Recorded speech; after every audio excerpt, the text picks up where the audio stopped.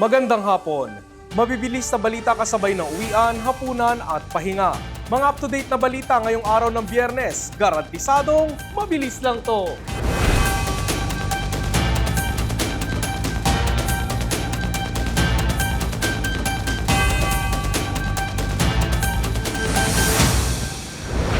Nakatutok ang lahat sa pagbabalik ng investigasyon ng Senate Blue Ribbon Committee ukol sa anomalya sa flood control projects. Ang mga pagsisiwalat ni dating Undersecretary Roberto Bernardo, tinapatan naman ng post ni Zaldico na ayon dito, ang mga anomalya raw sangkot mismo ang Pangulo. Narito ang report. Ngayon, hindi na ako mananahimik, ilalabas ko ang lahat ng katotohanan. May resibo, may ebidensya, at may pangalan. Yan ang pasabog ni resigned Congressman Zaldico sa kanyang Facebook post ngayong araw na umano'y totoong dahilan ng kanyang pananahimik at pananatili sa ibang bansa. Ayon sa kanya, pinayuhan siyang huwag nang bumalik ng Pilipinas matapos makatanggap ng utos mula kay dating House Speaker Martin Romualdez na umano'y galing mismo sa Pangulo. Nakaplanong bumalik pagkatapos ng SONA ni Pangulo. Pero habang papauwi na ako, tinawagan ako ni dating Speaker Martin Romualdez at sinabihan, "Stay out of the country. You will be well taken care of as instructed by the President." Sumunod ako. Ginawa nila akong poster boy ng kanilang sariling kasinungalingan. Dagdag pa ng dating House Appropriations Chairman, nagmula raw kay Pangulong Marcos ang utos na magpasok ng 100 billion pesos na proyekto sa BICAM noong 2024. Base sa impormasyong ibinigay umano ni na Budget Secretary Amena Pangandaman at Undersecretary Adrian Bersamin. Tumawag si Secmina Pangandaman sa akin nung nag-umpisa ang BICAM process last year, 2024. Ang sabi niya, katatapos lang ng meeting nila ni Pangulo at may instructions na mag-insert o magpasok ng 100 billion worth of projects sa BICAM. Inilahad din ni Ko ang mga pagpupulong kung saan ipinasa sa kanila ang listahan ng mga proyekto na sinasabing personal na galing sa Pangulo. Nang subukan niyang bawasan ang halaga, sinabi raw sa kanya na hindi maaaring baguhin ang utos. Ang sagot niya, galing kay PBBM mismo at binigay niya ito mula sa brown leather bag. Nung sinabi po ni Yusek Adrian Bersamin, yung brown leather bag, naalala ko noong nasa Singapore kami right after the elections of May 2022 sa Hilton Hotel, kami ni dating Speaker Martin and PBBM habang pauwi at pabalik ng Pilipinas. Hinabol ng PSG ang brown leather bag at ang sabi ni PBBM, maiwan na lahat, wag lang ang brown leather bag. Kaya naniwala ako na utos talaga ito ng Pangulo.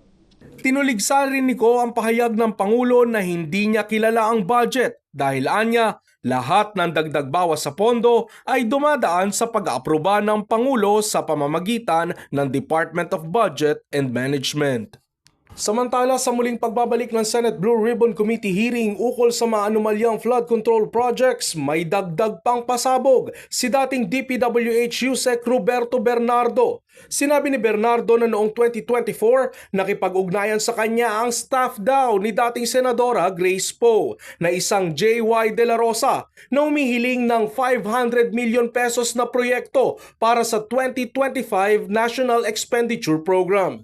Ayon sa kanya, ang proyekto ay naipasok sa NEP at lumabas din sa 2025 GAA at 20% ang commitment na nakolekta umano para kay Poe sa pamamagitan ng isang kontraktor na tinawag niyang Mrs. Patron. Humingi naman daw si Senador Bong Revilla ng listahan ng proyekto para sa kampanya na nagkakalaga ng 1.45 billion pesos at nagkasundo umano sila sa 25% commitment. Sinabi niyang inihanda at idineliver niya ang 125 million pesos na umano'y para sa dating senador. Ang aide naman ni Senadora Nancy Binay na isang Carlene Yap Villa ay madalas umanong humihingi ng project lists. Ayon kay Bernardo, may mga commitment tulad ng 3% sa 1.882 billion pesos at mga hinihinging advance payment. Ikunento rin niya ang dalawang cash delivery sa Horseshoe Village na umabot umano sa 340 million pesos. Muli ring binanggit ni Bernardo ang negosyanteng si Maynard Ngu bilang tagapamagitan ng mga proyekto at fundraising para kay dating Senate President at Senador Francis Chis Escudero. Emosyonal ding ibinahagi ni Bernardo na marami sa mga anomalya ay alam daw ni dating Secretary Manuel Bonoan. Sometime in 2022, Sec Bonoan directed me to submit a list of projects for possible inclusion in the NEP for fiscal year 2023 worth around 450 million. Without question and delay, I asked Bulacan First DO for a list of projects for funding. Sa pagharap din ng mag-asawang Diskaya sa hearing, hinanap ni Senate President Tito Soto ang ledger na binanggit ni Curly Diskaya sa mga naunang pagdinig. We will excuse you. Sasamahan ka ng Sergeant at Arms para kunin yung ledger and we will wait for you. Naging maaga ang Pasko para sa mga OFW at kanilang pamilya na dumalo sa ika-14 na OFW and Family Summit 2025 na handog ng Villar Foundation sa The 10th Las Piñas City ngayong araw. At naroon live si Michelle Giliang para ibigay ang latest update sa summit. Michelle, kamusta na ang ating mga OFW dyan? Panigurado masaya ang mga yan, ano? Over 4,000 participants ang dumalo sa 14th OFW and Family Summit 2025 na handog ng Villar Foundation dito sa The 10 sa Las Piñas City. OFW na kay galing, kabuhayan ay palaguin para sa pamilya natin ang tema ng summit ngayong taon. Merong ding special sessions para sa mga OFWs tungkol sa pagsisimula ng negosyo at paano palaguin ang kanilang income. Opisyal na nagbukas ang summit sa pangunguna ni na former Senator Cynthia Villar at Senator Mark Villar sa ribbon cutting ceremony. Kasunod niyan, binati ni na Senator Mark Villar at Senator Camille Villar ang mga dumalong OFW sa summit. Tiniyak nila na patuloy nilang ipaglalaban sa Senado ang kapakanan ng OFWs at kanilang pamilya. Nais ko pong batiin kayo lahat. Kayo talaga ang ating mga bagong bayani. Napakalaki ng inyong kontribusyon sa ating bansa. Kaya karapat-dapat lang na magkaroon tayo ng ganitong klaseng event. Kaya 14 years na po itong OFW Summit. At 14 years na po ang ating mga programa. At excited din ako at mamaya nakikita niyo po magkakaroon po tayo ng mga giveaways para sa inyong lahat at isang house and land. Kaya po, ang aming manata at ang aming promise ay sa abot man po ng aming makakaya kahit saan po kami naroon, ay tutulong po kami, gagawin po namin lahat para siguraduhin na ligtas ang ating mga OFWs at matulungan natin ang kanilang mga pamilya kahit na sila ay nagtatrabaho doon. At syempre, hindi mawawala sa summit si Villar Group Chairman at former Senate President Manny Villar. Inalala ni Chairman Manny Villar ang kauna-unahang buyer ng Camellia House and Lot na isang overseas Filipino worker. Itong dahilan bakit malaki ang kanyang pasasalamat sa OFWs. At yan po, habang ako'y nabubuhay, ay hindi na po natin makakalimutan yan. At sa aking pamilya, sinabi ko rin sa kanila na utang na loob natin sa mga OFW ang paglaki ng ating kabuhayan at ang ating kabuhayan sa ngayon. Kaya dapat naman na tuloy-tuloy ang gawin natin na pagtulong.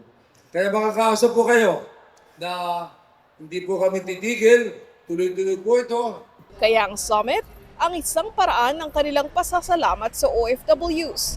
Dito, may chance manalo ang isang OFW ng bagong bahay at lupa mula Camellia. Kasi may nakapagsabi sa akin na maraming pagkakataon na magbigay ng si Villar ng mga papremyo.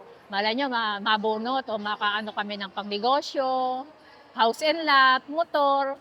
Sayang din, kaya ako nagmakasakaling sumali. Kahit grocery na lang. Baka sakali po na baka po palarin, mabunot, manalo ng house and lot. Kasi po yung tinitira namin, rights lang po. Naging maaga ang Pasko sa summit dahil sa dami ng papremyo. 20 lucky participants ang nanalo ng appliances mula All Home at tig 25,000 pesos na cash sa 10 OFW mula sa puhunang Mark Kabuhayan Program, handog ni Senator Mark Villar. Bukod sa raffle, may learning sessions din mula sa government officials tulad ni DFA Assistant Secretary Ezedin Tago ng Office of Migration Affairs at DMW Undersecretary Felicitas Bae.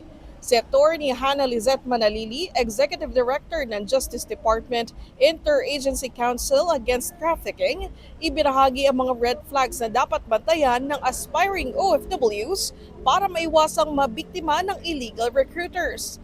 Makikita rin sa summit ang booths ng Villar Group of Companies tulad ng Lysandra at Vista Residences na tutulong sa iyo na mahanap ang dream home mo. Nandito rin ang All Bank para ibahagi kung paano mag-avail ng housing loan. At syempre, ang All TV at All Radio booths na may munting palaro kapalit ng exciting prizes. Sa iba pang mabibilis na balita, 3 araw na rally ng Iglesia ni Cristo hindi raw pakikialam sa politika kundi isang panawagan sa tamang investigasyon sa mga anomalyang flood control projects. Presyo ng produktong petrolyo namumuro na naman, tataas sa susunod na linggo. At Heritage Tree sa Villar City muling inilawan, hudyat ng Kapaskuhan. Abangan yan sa pagbabalik ng Mabilis Lang To.